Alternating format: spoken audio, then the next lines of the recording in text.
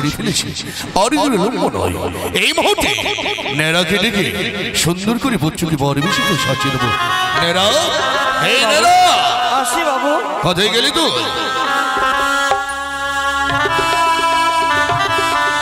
বাবা নেড়া আমাকে ডেকেছেন? হ্যাঁ, কেন? দাসের গন্ধের নিয়ে আমার লক্ষিন্দরী বিধিকর্ম সারানো হয়েছে তো। হ্যাঁ, তাহলে বিলম্ব কেন? হচ্ছে কি বর্ষা চিত্তর যেসব দ্রব্য লাগে তুই নিয়ে আয়। বেশ, তাই করব। শারুকাকে বললাম, শারুকা তুমি বচ্চকে সুন্দর করে বর বেশি তো সাজিয়ে দাও। কিন্তু শারুকা করে চড়ে মিনতি করে বলে, প্রভু পারলাম না বচ্চের লক্ষিন্দরকে আমি সুন্দর করে নিশু হাতে বর সচিত্ত করে দিতে। কারণ মনে পড়ে আমার শৈশবে সন্তানের কথা। এই সকলই সন্তানের কথা মনে পড়ে ওই লক্ষিন্দরের মুখ পানি দেখে নয়নে বাড়ি যেন বয়ে যায়। বাবু গো, এসেছিস? এই রাজপ্রাসাদে আতস সবাই এসছে, সবাই দাদু ভাইয়ের বিধিকর্ম করলো, তাই নাকি? কিন্তু কিন্তু আসার সময় আমার দিদি ভাইরা জিজ্ঞেস করছিল আমার। কে জিজ্ঞেস করছিল রে? বলছি দাদু লক্ষিন্দরের বিধিকর্ম সমাপ্ত হয়েছিল বুঝি? হ্যাঁ, তো তত জিজ্ঞেস করবি, তুই কি বললি? আমি বললাম হ্যাঁ দিদি ভাই, হ্যাঁ দিদি ভাই, লক্ষিন্দরের বিধিকর্ম সমাপ্ত হয়েছে। বাবা, ভালোই বলেছিস। তাহলে তবে জানো কি বাবু গো, তারা কাঁদতে লাগলো। কেন? বলছে কেন কাঁদবে তারা? যেই দাদু ভাই থেকে আমরা কোলে করে মানুষ করেছি, সবাই বিধিকর্ম করতে পেলো, সবাই হাসি আনন্দ করতে পারলো, কিন্তু আমরা পারলাম না দাদু। ও, সে নিয়ে তাদের কান্না আমি জানি না, আমি জানি, কিন্তু কি করব? আমি যে পারি না তাদেরকে তাদের সারামুখী যেতে। যেন গেলে যেন পরে মনে পড়ে আমার দিগম্বর যাত্রা দর্শনে ধরে ধরে করে গদাধর তাদের কথা এই করে করে খাচ্ছে এই বুকের মাঝে। কিন্তু তথাপি ধৈর্য ধরে আমার যে প্রাসাদে থাকতে হবে, ধৈর্য ধরে আমার লক্ষিন্দরের বিয়ের কার্যক্রম শেষ করতে হবে। বাবু গো, হ্যাঁ, যাদের স্বামী এই পৃথিবীতে বেঁচে নেই তারা কি শুভ কার্য করতে পারে না বাবু? নারী না। কেন বাবু? কিন্তু তারা সে বিধবা, তারা কি করে এই শুভ কাজে লাগিতে হয়? তাদের নিয়ম বলে নেই। বাড়িয়া জাতিদের এমনই ধর্ম রয়েছে, যাদের স্বামী হারিয়ে যায় সেই নারীরা শুভ কাজে যেতে পারে না। এটাই সংসারের ধর্ম।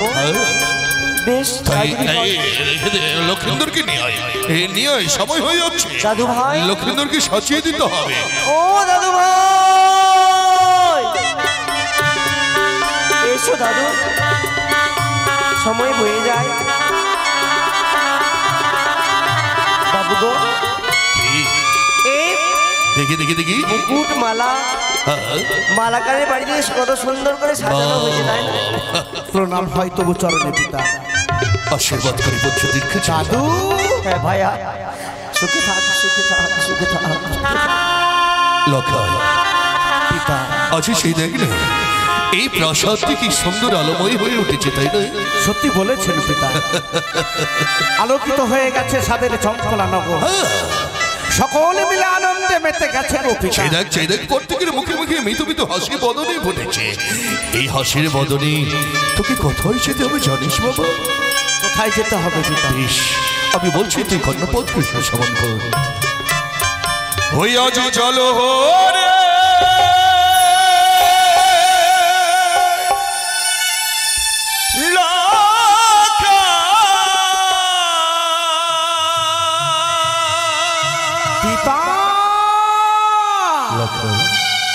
কি বলেন পিতা? বলিও জানি না গরে রে পিতা। সত্য লেখা জানিস কেন? হ্যাঁ, ওই নবী করিতে রে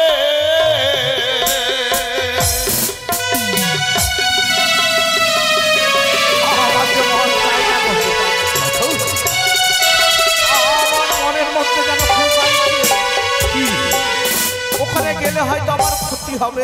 কি বলছিস লোকা? বিবাহ করবার আগেই হয়তো আমি ভালো আছি, বিবাহ করলেই হয়তো আমার কোনো ক্ষতি হতে পারে, কেননা এক এক করে আমার ছয়টি দাদা চলে গেছে, তারা তো পিতা বলে আপনাকে ডাকে না। বিবাহ হয়ে গেলে আমিও যদি পৃথিবী থেকে আজকে তিনি এমন কথা বলতেন, আজকে তো শুভ দিন, শুভ লগ্ন, শুভ যাত্রা, তাই কিভাবে যাবি জানিস? কিভাবে গো পিতা? বলে সাহাজন সাহাজ অরে আমার লক্ষা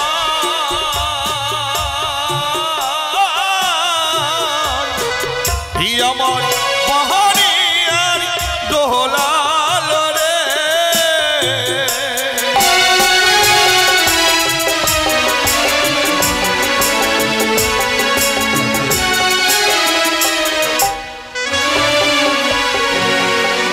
আমি কি দিয়ে সাজিয়ে দেবো জানিস বাবা? কি দিয়ে গো পিতা? সেই দেখ আছে সুন্দর মাল্য, আমি তৈরি করে পরিধান করে দেবো।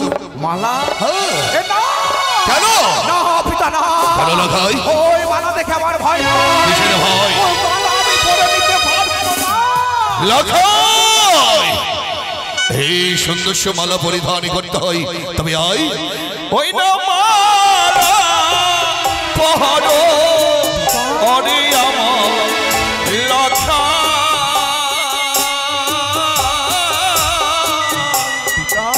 আমার পাহাড়ি আর দোলাল রে।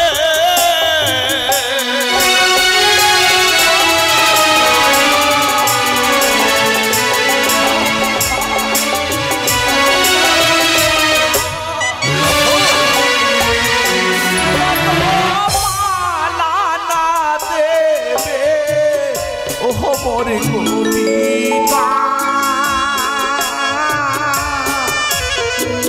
মালা দেখিয়া ভয় লাগে গো। আমি সর্প দেখতে পাচ্ছি। কোথায় কোথায়?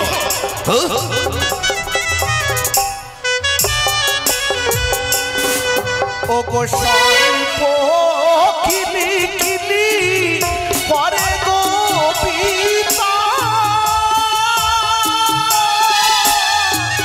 সর্প দেখি ওই মালা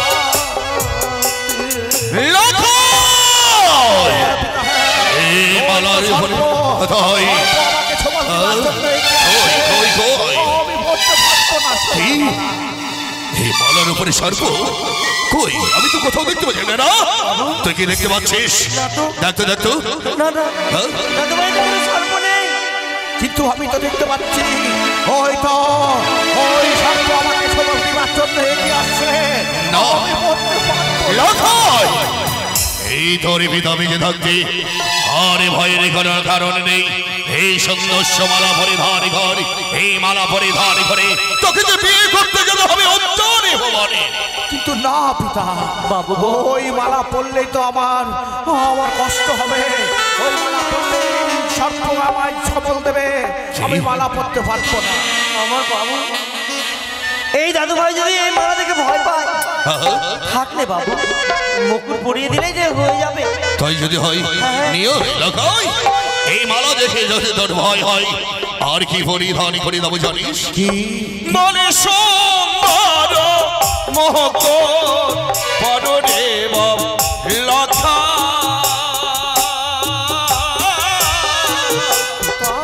আমার পাহাড়ি আর দোলাল রে। কুট না দেবে ওহ মরে গো পিতা, মুকুট দেখিয়া ভয় লাগে। কি বলছিস তুই? এই মুকুট পরেছিল আমার বড় দাদা, গেছে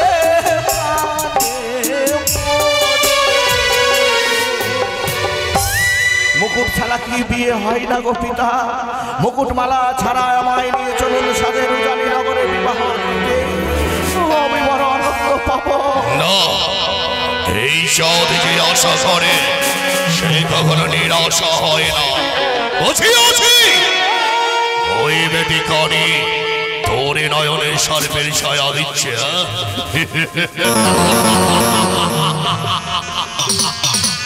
আমার হাতে হাতালে যাচ্ছে দুরাচারে সে জোয়ারে বেঁধে তোরে নয়নের ছায়া দিয়ে সর্পের ভয়ে বেঁধে করে রাখতে চাই।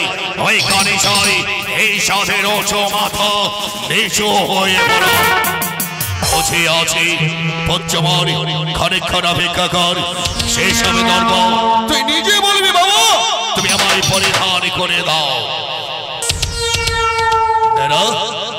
এই যে রাত, এই মাঠে আমি হাতে হাতালে যষ্টি ধারণ করবো, তার ঘরে দেখবো ওই শেখ মনি খানি তুই লক্ষিন্দরের নয়নে কি করে সর্পের ছায়া দেয়। জয় মা ভবানীর জয়।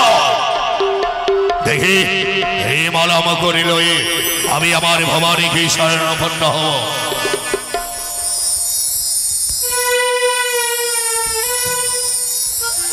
আমার আত্মস্বরূপী মহামায়া দেবী চন্দ্রিকা, তোমাদের এই তোমাদের চরণে পুষ্পাঞ্জলি দিলে না দিলে আমি অন্য জল গ্রহণ করি না। আজকের দিনে আমার পঞ্চ শুভদিন শুভলগ্নে এই সকলে দিনে আজকে আপনাদের কাছে মঙ্গলি কামনা চাই। ও দেবী সর্বা মঙ্গলে সর্বা সাধনে ত্রম্বকে গৌরীনারে নমস্তে। দেবী শাহিদ মহারমে গম্ভীরম শাহিদ মহারমে জলাশয়ম পাহিদ মহারমে করম শাহিদ নমো নমঃ। জয় মা ভবানীর জয়, জয় মা দুর্গার জয়, জয় মা অন্নপূর্ণার জয়। রাখাই এবার সে ডাক্ত বাবু কোন দস্যুতার প্রতিছবি তোরে নয়নে না আমি দেখতে পাচ্ছি না, আর তো আমি সর্প দেখতে পাচ্ছি না। কবিতা কেমন করে হলো পিতা? কিছুক্ষণ পূর্বে ওই মালা মুকুটে আমি সর্প দেখতে পাচ্ছিলাম, আমার তারা হারিয়ে গেল কি করে? হারিয়ে যাবে, আমার হাতে হাতাল যশে নেই বলে ওই পাতালে বাসিনী মানসা তোরে নয়নে সর্পের ছায়া দিয়েছিল। ভয়ের কোনো কারণ নেই, ছেলেকে ধরে মন যাচ্ছে যাওয়ার জন্য সকলে দাঁড়িয়ে রয়েছে। আয় আয় পঞ্চ, এই মুহূর্তে তোকে আমি সুন্দর করে সাজিয়ে দিই। আগো আগো আমার চম্পলারি পতিবাসী মা বোনেরা, এই বর্মখণ্ডে পরিধানে প্রভে সকলদেরকে বলে হলুদ্ধরে শঙ্খ ধরে দাও। জয় জয় মা ভবানী।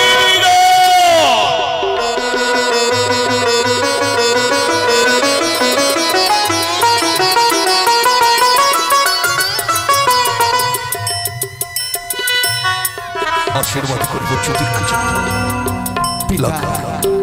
আমায় কিছুক্ষণ সময় দিন, কারণ যেই গর্ভধারিণী জননী 10 মাস 10 দিন গর্ভে ধারণ করে রেখেছে, সেই গর্ভধারিণী জননীর কাছ থেকে বিদায় নেওয়ার মতো সময়টুকু আমায় দিন। বেশ, আমি তার কাছ থেকে আশীর্বাদ নিয়ে আসি। আমি তোমায় সময় দিলাম, তবে বিলম্ব করো না। এই মুহূর্তে চলো ওই শিবালয়ে আমরা আরাধনা করে তোর গর্ভধারিণী মায়ের কাছ থেকে বিদায় নিয়ে যাবি। আয় বাবা আয়, এই মুহূর্তে যা বাবা তোর মায়ের কাছ থেকে বিদায় নিয়ে আসবে। এই তো চলে গেল, এবারে দেখব ওই কানে কি করতে পারে।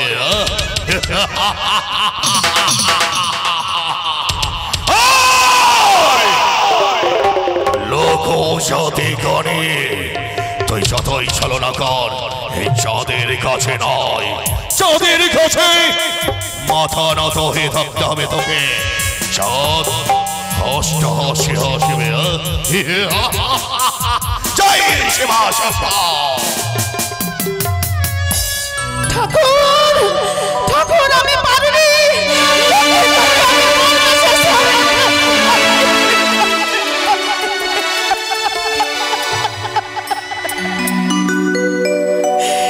তুমি আমায় বলে দাও যারা দায়িত্বে আছে চটপটিত কি করে আমার কনিষ্ঠ পুত্রকে আমি বর বেশে সাজাবো।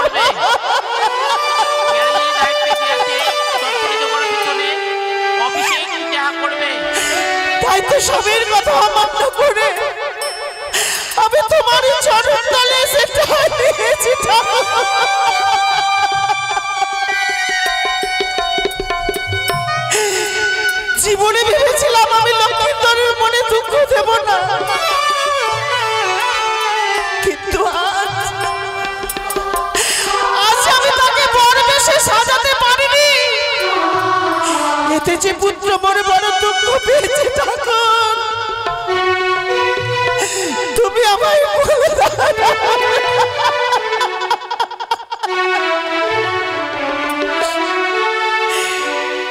তবে কি লক্ষ্মীন্দরে চলে গেল বিবাহ করতে উজানি নগর? আজকের দিনে মায়ের কথা মনে পড়েনি বাছা? লালাই রে, যদি আমি তোকে বর বেশি সাজাতে না পেরেছি, তো বুঝি তোকে আমি আশীর্বাদ দেব বাছা, আশীর্বাদ।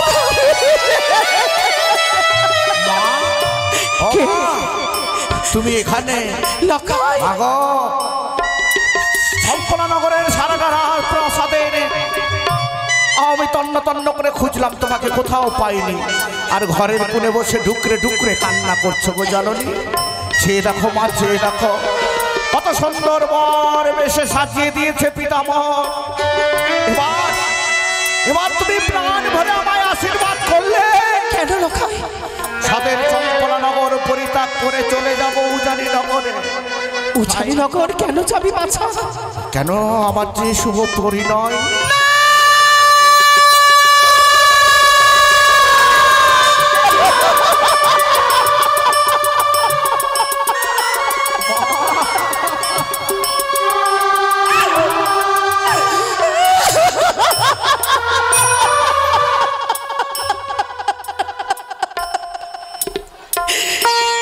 বিদায় নিতে এসেছিস তুই এই মায়ের কাছে? হ্যাঁ মা, হ্যাঁ। লকাই, আমি পারবো না, পারবো না আমি তোকে বিদায় দিতে। লকাই, পারবো না, পারবো না। তুমি কেন ভুলে যাচ্ছ গো মা? কেন ভুলে যাচ্ছ? বিবাহ ঠিক করেছে পিতামহ। সকল বরযাত্রী অপেক্ষা করছে বাইরে ঢোল পালকি নিয়ে। একমাত্র তুমি আমায় বিদায় দিলে সকল মিলে আমাকে নিয়ে আনন্দ করতে করতে চলে যাবে সাদের উজানি নগরে। যেও না, যেও না,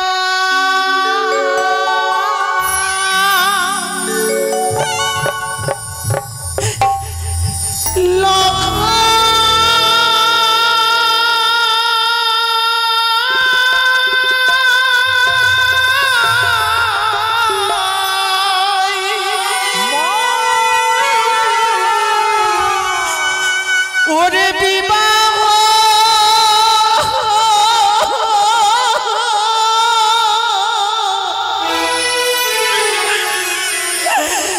করিতে রে ভয়ে প্রাণে মন কাঁদে।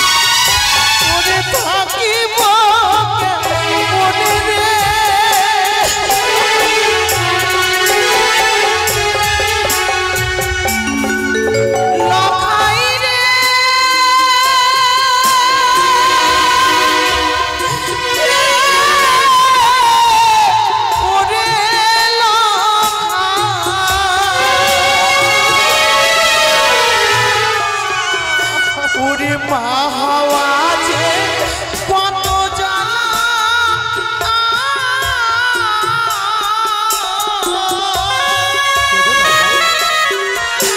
আমি বোঝাবো কি করে রে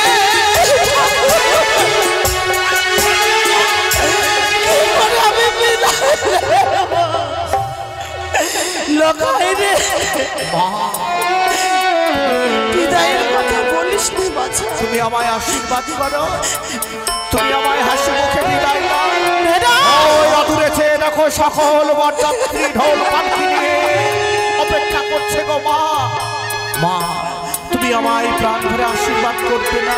পুনঃ লখাই বিদায় দিতে আমি পারবো না। বিদায় দাও ও গো জননী,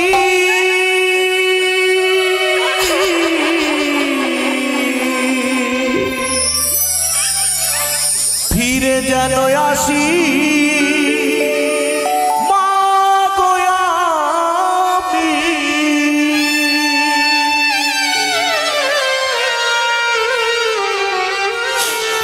হাই গো আমার মা, লখাই মা মা কাঁদিস নে লখাই, কাঁদিস নে বাছা।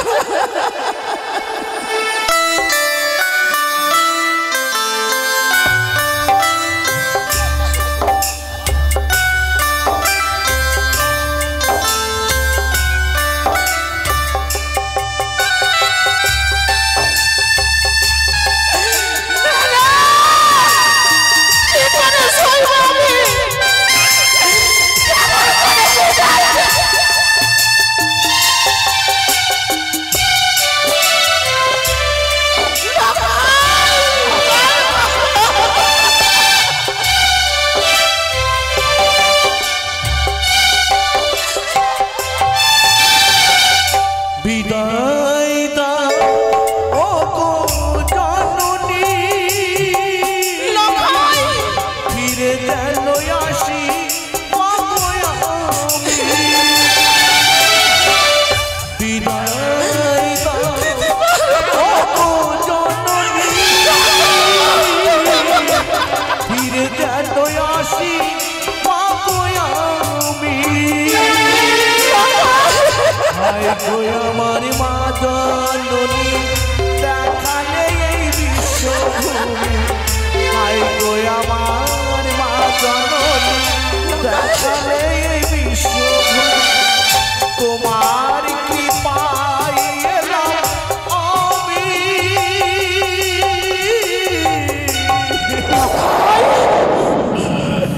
ধীরে যেন আসি মা গো আমি। বিদায় দাও ও গো জননী, ফিরে যেন আসি মা গো আমি।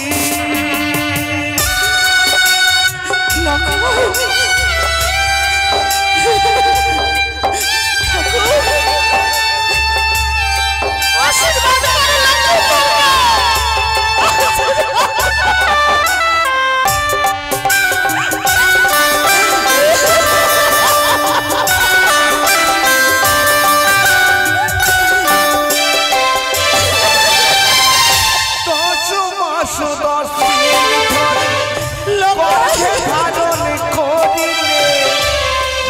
কষ্ট করে মা গো পৃথিবী দেখালে।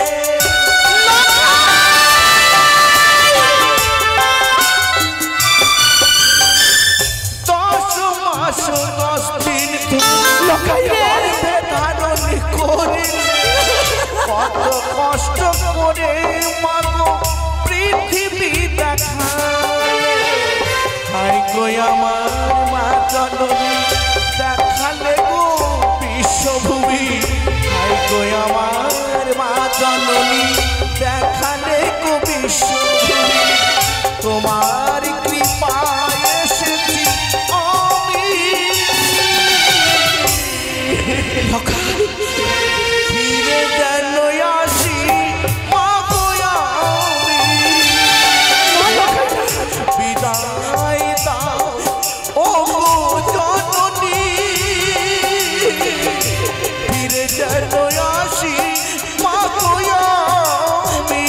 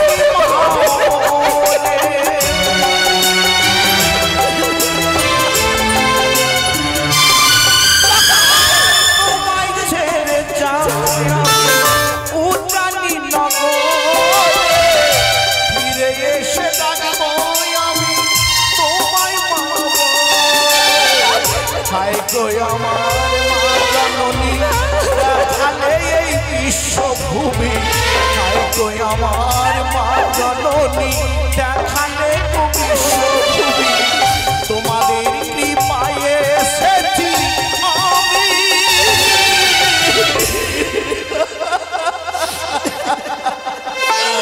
ফিরে যেন আসি মা গো আমি,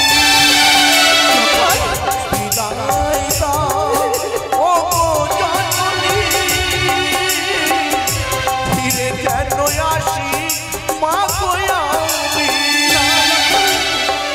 ভাই গো আমার মা জননী দেখালে বিশ্বভূমি, ভাই গো আমার মা জননী দেখালে বিশ্বভূমি, তোমার কৃপায় এলাম আমি। ফিরে যেন আসি মা গো আমি, ফিরে যেন আসি মা গো আমি, ফিরে যেন আসি মা গো আমি, ফিরে যেন আসি মা গো ঠাকুরের শিব মন্দিরে আমি তোকে লুকিয়ে রাখবো। কি কি বললে আমার তুমি? শাড়ির অঞ্চলে আমি তোকে লুকিয়ে রাখবো। তুমি আমায় যেতে দেবে না? তাই যদি হয় গো মা, তাই যদি হয় মুকুটমালা আমার খুলে ফেলো, তোমার অঞ্চলের লোকটা আমায় লুকিয়ে রাখো। পৃথিবীর এমন কোনো শক্তি যেন না হয় তোমার বুক থেকে আমাকে কেউ কেড়ে নিতে পারে।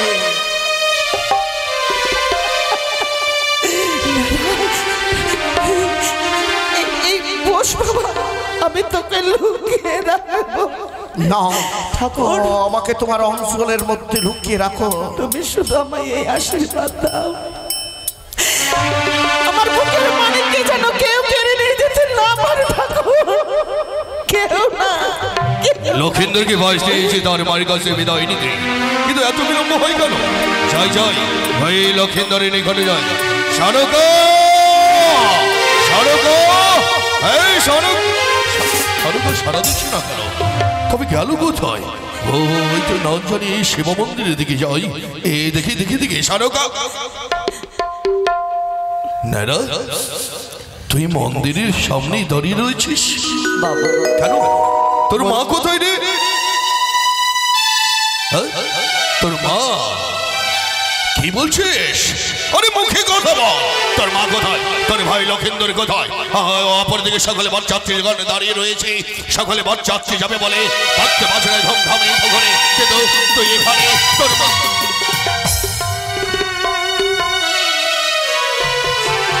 প্রতিদিন তো যুগলেই পুজো করতে গো, আজকে শিব মন্দিরে ওই ঠাকুরের চরণে আমাকে একাই পুষ্পাঞ্জলি দিতে দাও। কেন এলে তুমি? কেন এসেছো তুমি আমার এই শিব মন্দিরে কেন এসেছো? কিন্তু আমি জানতে চাই শানুকা, তুমি তো একা পুজো দেবে তা জানি, কিন্তু লক্ষিন্দর কোথায়? লক্ষিন্দর? হ্যাঁ লক্ষিন্দর। লক্ষিন্দর তো আমার কাছে আসেনি বেনে। আমার কাছে তো লক্ষিন্দর আসেনি। আমার কাছে পুত্র লক্ষিন্দর আসে নয়, তাহলে গেল কোথায়? দেখে দেখে দেখে দেখে দেখে দেখে দোহাই বেনে তোমার, লক্ষণ, এ লক্ষণ, পিতা, তোকে না বলেছিলাম তোর মায়ের কাছ থেকে বিদায় নিয়ে মন নিকট চলে আসবি? কিন্তু পিতা বলুন তো পিতা, কোনো সন্তান যদি শুভ কাজে যায়, তার মা যদি ঘরের কোণে বসে ডুকরে ডুকরে কাঁদে, সেই সন্তানের শুভ কাজ কি সফল হয় গো পিতা? হয় না, কোনোদিন হয় না। মা জননী চোখের জলে মুখ ভাসিয়ে দিচ্ছে, মায়ের চোখের জল দেখে কেমন করে আপনার সঙ্গে তোর মায়ের কাছ থেকে বিদায় নিয়ে যেতে পারেনি, তোর মায়ের চোখের জলে দেখে বলে মনে পড়ে না তোর জন্মদাতা পিতা আমি, এই জন্মদাতার পিতার ভাগ্যকে অমঙ্গল হতে পারে না পিতা না। তাহলে কেন? কোনোদিনই আপনার কথার অবাধ্য হব না। কথাই বলে পিতা স্বর্গ পিতা ধর্ম পিত হি পরমান্তপ পিত হে পিতিমা পরমে পিয়ন্তে স্বর্গ দেবতা। মাতা পিতাকে যদি প্রণাম করা যায়, স্বর্গ দেবতাকে প্রণাম করা হয়। মাতা পিতা যদি অনাহারে থাকে, শিবের মাথায় জল ঢাললেও সে জল কাঁদে না। তা যদি ভাবতিস বলতে দাও, বলতে দাও, হে, তোমাকে সেই কথা বলতে দাও। বাহ, সকল কিছু বুঝবার পরও কি এই সনকার মনের কথা একবারে বুঝতে দাও। শানুকা, আজকে তুমি এমন সারা জীবন নিজের ক্রোধেই থেকে গেলে গো বেনে। সত্যি বলেছো তুমি মা, সত্যি বলেছো। মায়ের বুক থেকে সব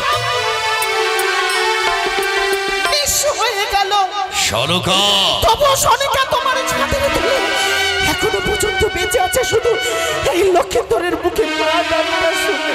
তা যদি হয়ে থাকে তাহলে তুমি হাসি মুখে বিদায় করে দাও। পারবে না? বাহ, বাহ শানুকা, বাহ, তুমি পারবে না লক্ষিন্দরকে বিদায় করতে। আর লক্ষিন্দর তোমার চোখের জলে দেখেই যাবে না মৌরের সঙ্গে। ছেড়ে দাও বেনে, সে যদি না যেতে চায় আচ্ছা আচ্ছা, ছেড়ে দাও। তা জানি আমি ছেড়ে দেবো শানুকা, কথা নামে অনেক রেখো। আজ যদি চাঁদের উঁচু মাথা নিচু হতে চলেছে যখন, এই চম্পলার ছেড়ে উচ্চারী সকলে পদে মাসে জানবে চাঁদের কথায় অন্তরিত হয়ে নেই। এই মুহূর্তে সকলে জানবে তাহলে আজও আমি সত্যিকার গোপনের রহস্য জানতে পেলাম। সেই সন্তান যদি মর সঙ্গে না যায় তাহলে জানবো এই সন্তান মর অরস্থাতে নয়, একটা দারুণ সন্তান।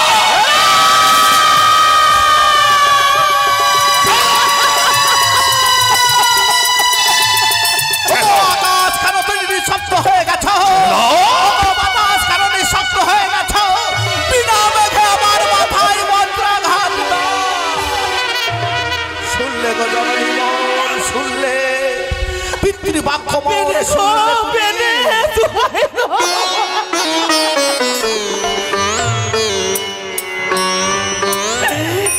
ওই কলঙ্কের অপবাদ তুমি দিও না। এই নারা, এই নারা, যা সকল বরযাত্রী দেখতে বন্ধ করতে বল। সৈন্য সামন্ত সকলে হাতি ঘরা যা সচিত্র হয়েছিল তাদেরকে না যাবো আমি। ওগো মা, এই কলঙ্কের বোঝাটা আমার মাথা থেকে নামিয়ে দিতে দাও। পিতার সঙ্গে যদি আমি সাদের উজানি নগরে না যাই তাহলে লোকে ভাববে আমি জারদ সন্তান। মাগো, তোমার গর্ভে আমার জন্ম হয়েছে সত্য, কিন্তু আমার পিতার ঔরস নয়। তুমি আমায় হাসি মুখে বিদায় দাও। তিনি দেব আমি লক্ষিন্দরকে বিদায়, কিন্তু তুমি আজকে একটা কথা দিয়ে যাও। উজানি নগরে বিবাহ শেষ হয়ে গেলে আমার প্রাণাদিক রতন দুর্লভ, আমার বৌমাকে তুমি আমার হাতে তুলে দেবে, কথা দাও। সেই যদি বলতে শানুকা দিতে চেয়ে দায়িত্ব আমার। মনে করেছিলাম মায়ের শাড়ির ছোট্ট অঞ্চলে আমি তোকে লুকিয়ে রাখবো বাছা। এই শাড়ির অঞ্চল বড় ছোট, পারলাম না আমি লুকিয়ে রাখতে, তাই তো আমি তোকে বিবাহ করার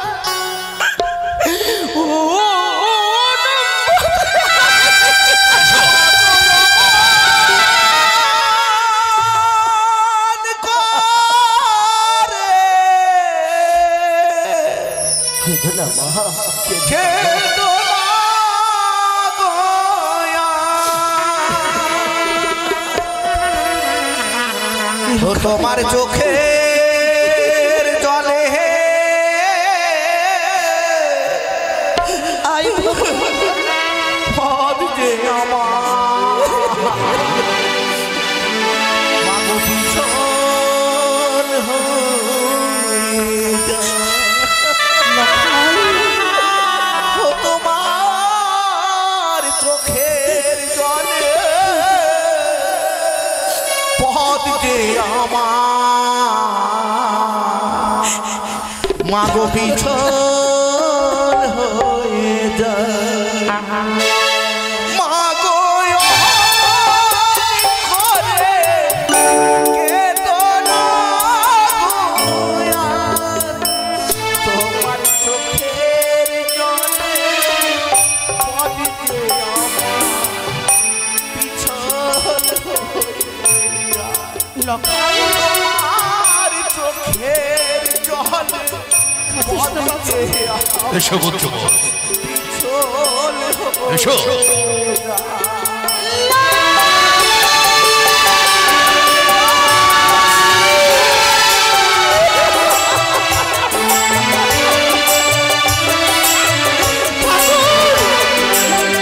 ফিরেছি আমি লক্ষ্মীর কাছে বিদায় দিতে।